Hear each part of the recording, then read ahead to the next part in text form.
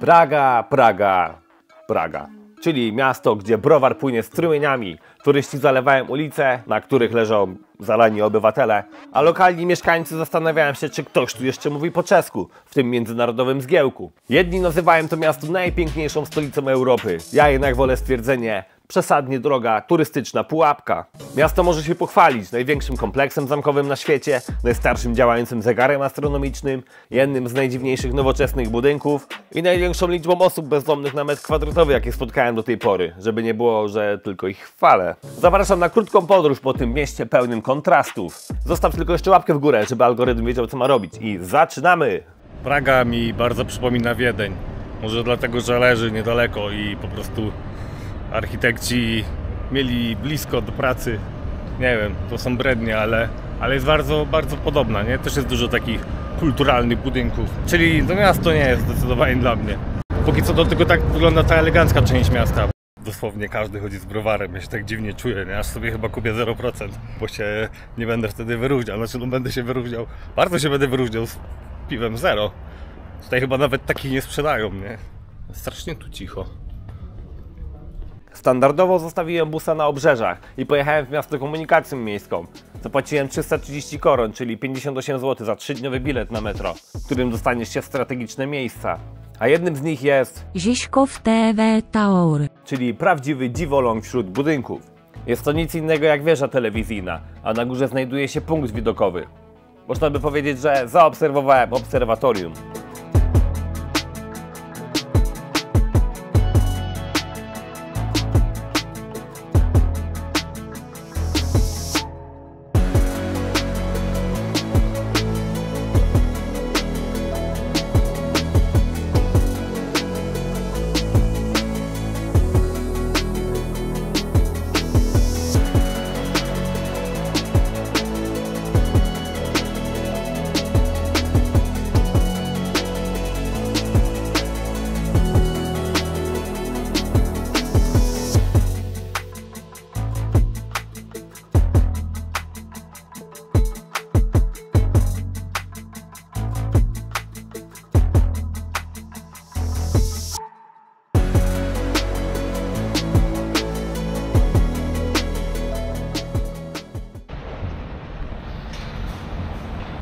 Fajny lokal, Pepe Nero.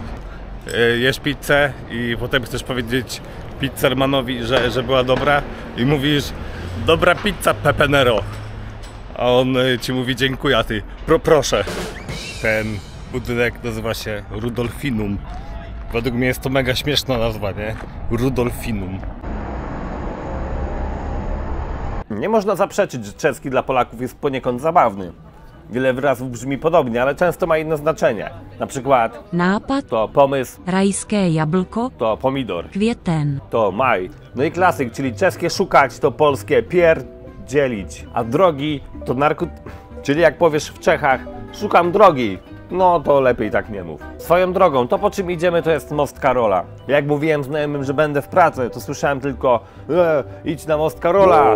No, na most idź, no idź na most, czemu nie idziesz na most? Ja miałem takie: ten most jest chyba jakiś most wanted. A tak na poważnie to symbol Pragi. W XIV wieku zbudował go król Karol, który kupił królowej Karolinie.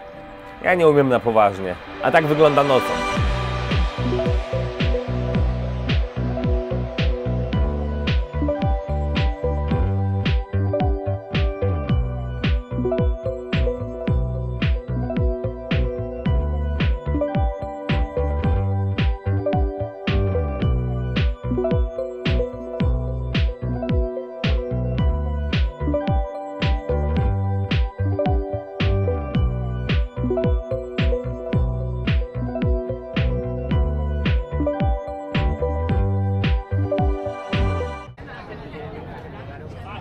Z jakiegoś powodu ludzie sobie robią zdjęcia przy tej rzeźbie i łapią ją za stopy. Jest tu synagoga, więc podejrzewam, że może to przynosić pieniądze. No ale ja nie wierzę w takie zabobony. Zresztą każdy podchodzi, maca to, co nie? Tak się choroby roznosi. Gdzieś przeczytałem, że Czesi są najmniej religijni w Europie. Kiedy to czytałem, to spodziewałem się, że nie będzie tutaj za dużo kościołów, ani nic podobnego. Natomiast jest całkiem spora liczba. Może po prostu są te kościoły, a nikt do nich nie chodzi, a są tylko dla turystów, żeby zbierać od nich pieniądze.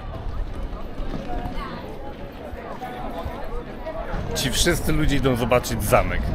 W sumie się nie dziwię, ponieważ jest to największy obiekt zamkowy na świecie. Cały ten kompleks po prostu zajmuje największą powierzchnię na świecie. I mają nawet swoją katedrę. Jeden wielki beton. Na szczęście nie ma słońca na tą chwilę. W przeciwnym wypadku byłoby to jak na patelni. No nie ma tutaj nic zielonego. Ale fakt, obiekt jest spory i mają nawet pocztę, katedrę, muzeum i generalnie wszystko. To tak jakby było małe miasto, małe osobne miasto.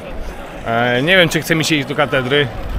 Jeżeli jest wstęp darmowy, to wejdę, jeżeli chcą pieniądze, no to podziękuję.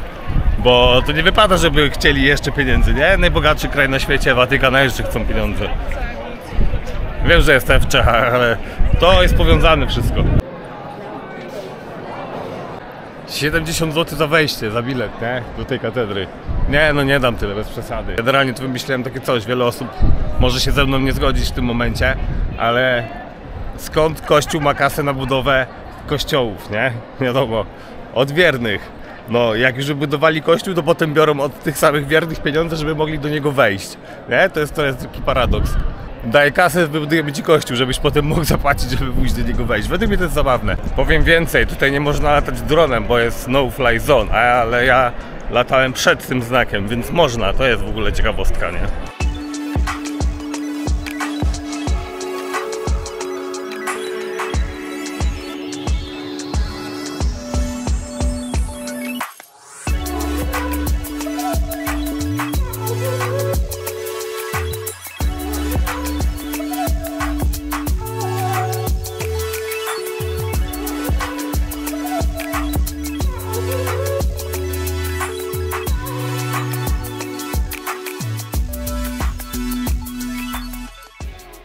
Dobra, pomyliłem się, jest jedno drzewo. Generalnie, żeby zwiedzić cały obiekt, potrzeba kilku godzin, może tak z 3 i paru stówek, bo tutaj, żeby wejść wszędzie, trzeba mieć jakiś bilet. No ale ja tam lubię popatrzeć z zewnątrz. Wychodzi na to, że tutaj nic nie można.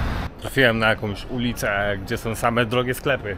Nie byłem jeszcze nigdy w takim sklepie Louis Vuitton, czy jakieś Hugo Bossy, czy Kuboty. Nie byłem jeszcze w takim sklepie w sumie, bo przerażają mnie ceny. Nie wiem, czy kiedyś, nawet jak będę miał dużo kasy, to kupię sobie na przykład Rolexa. Prawdopodobnie po tygodniu bym go zgubił, więc nie warto w moim przypadku. No, a teraz przed nami rynek w Pradze. A rynek jest dosyć zatłoczony.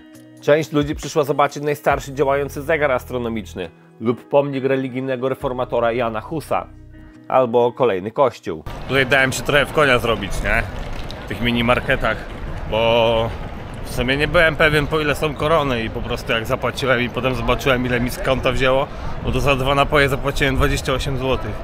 No i to się kapnąłem już w sumie za późno i mówię, dobra, walić, tym razem wygrali. Sprawdzam opinię, a tam średnia poniżej 2. I głównie właśnie piszą, no ludzie, nie kupujcie tam, nie dajcie się oszukać, to są zwykli złodzieje.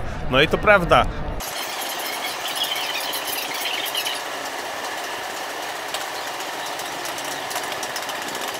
Dosyć głęboko się zjeżdża do tego metra. Nie wiem, ponad minutę. Zapłaciłem 45 zł za to, zostawiłem piątaka na piwku. Więc było dobre, w miarę tanio i dużo, nie? To jest ważne. Ale najlepsze było to, że kobieta mówi, no nie można kartą płacić. I przelew jej robiłem normalnie. To za mną to jest budynek w kształcie tańczącej pary, a ja się pytam, z której strony? Jednym z ciekawszych obiektów w Pradze to ściana Lennona. Zaczęło się to w latach 80., kiedy to młodzi Czesi zaczęli malować na tej ścianie graffiti, inspirowane Johnem Lennonem i tekstami piosenek The Beatles. Dziś ściana jest żywym płótnem, na którym ciągle pojawiają się nowe malunki, cytaty i symbole. Czyż to nie mirabelki?